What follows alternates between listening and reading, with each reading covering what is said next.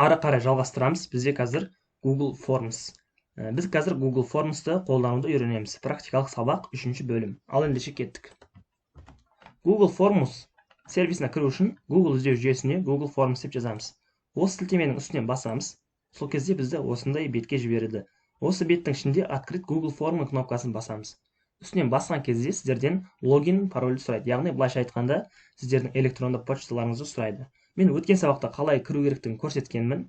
Өздеріңіздің Google электронды почталарыңызды жазып, парольдарыңызды жазып, ары қарай өтесіздер. Сол кезде сіздерде осындай бет шығады. Мінекей осындай интерфейс беті. Енді жалпы не істейміз? Мына жерде новая форма деп тұр. Бұл форманың аты, яғни біздің жасайын деп жатқан. Мысалы, мен қазір мысал ретінде бір форма жасаймын. Мысалы, Insta-Target курсына тіркелу деген. Insta-Target курсына тіркелу. Курсына тіркелу. Болды. Мінекей аты өзгерді. Описание. Мысалы, Insta қалай? Insta-Target курсын оқып, мысалы қалай? Онлайн табыстап. Болды. Так, мына жерде вопрос без заголовка деп тұр. Бізде ең бірінші сұрағымыз аты жөніңіз болады. Аты жөніңіз. Мына жерде так текст абзац деп қойсақ болады. И бұл обязательный вопрос болып есептеледі. Яғни аты жөні бізге міндетті түрде қажет. Сосын мына жерде байқасаңыздар плюс кнопкасы бар, үстінен басамыз. Мына жерге нөміріңіз. Нөмірді, яғни міндетті түрде біз білуіміз қажет. Яғни бізден оқиын деп жатқан адамның нөміріңіз. Так, болды. Обязательный вопрос. Мына жерде один из списка деп тұр, мына жерде қарайық. Текст строка деп қояйық. Болды. Тағы да плюсті басайық. Мына жерге мысалы почтаңыз. Почтаңыз. Бұны обязательный вопрос деп жасамайық. Мына жерде так один из списка. Мына жерде яғни бұл типі да, бұл текст абзац деп қойсақ. Болды. Енді не істейміз? Мына жерде біз осы Google форманы өзіміздің, яғни кімге, бір адамдарға жіберсек болады. Сол адамның электронды почтасын жазып. Немесе біз бұны просмотр ретінде көрсек болады.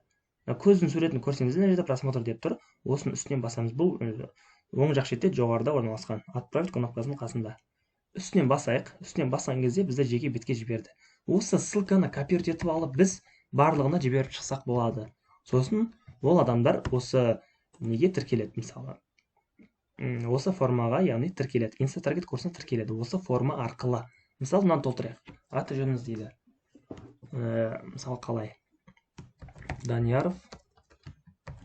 Данияров.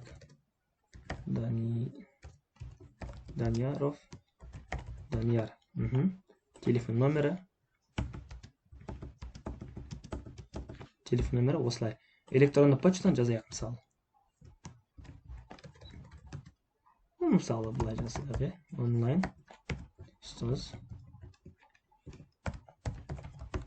2020 болды. Енді отправитті басайық. Біз қазір Данияр адам ретінде жібердік.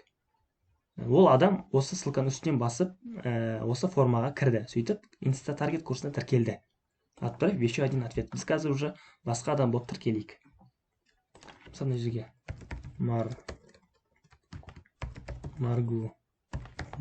Маргулан дейік. Мысалы, қалай?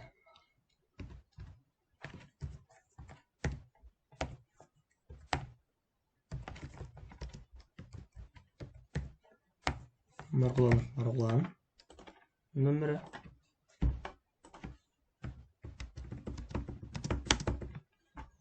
Почтасын жазбай қояйық, мысалы, Маргуланның. Отправить кнопкасын басайық. Енді осы жиналған ответтердің барлығын қайдан көреміз? Біздер бағанақ интерфейсқа барамыз. Мына жерде ол. Біз осы жерде жасап жатқанбыз жаңа. Байқасаңыздар, ответы деген бізде бөлім бар. Сол жердің қасында 2 деген уведомление келіп тұр бізге. Осының үстінен басайық. 2 ответы деп тұр мінекей. Мына жерде аттар жазылған, нөмірлер жазылған. Бізге енді ыңғайлы көру үшін мына жерде бізде отдельный пользователь деген бөлім бар. Осы бөлімге өтсек, мына жерде беттерге өте береміз мінекей. Көрдіңіз ғой? Мысалы, ең бірінші 1 деп тұр мына жерде. Біздер қараймыз, бұл Данияр, нөмірі осындай, электронды почтасы осындай. Келесіге өтейік. Оныкі мысалы Марғұлан, нөмірі осындай, электронды почтасы жоқ.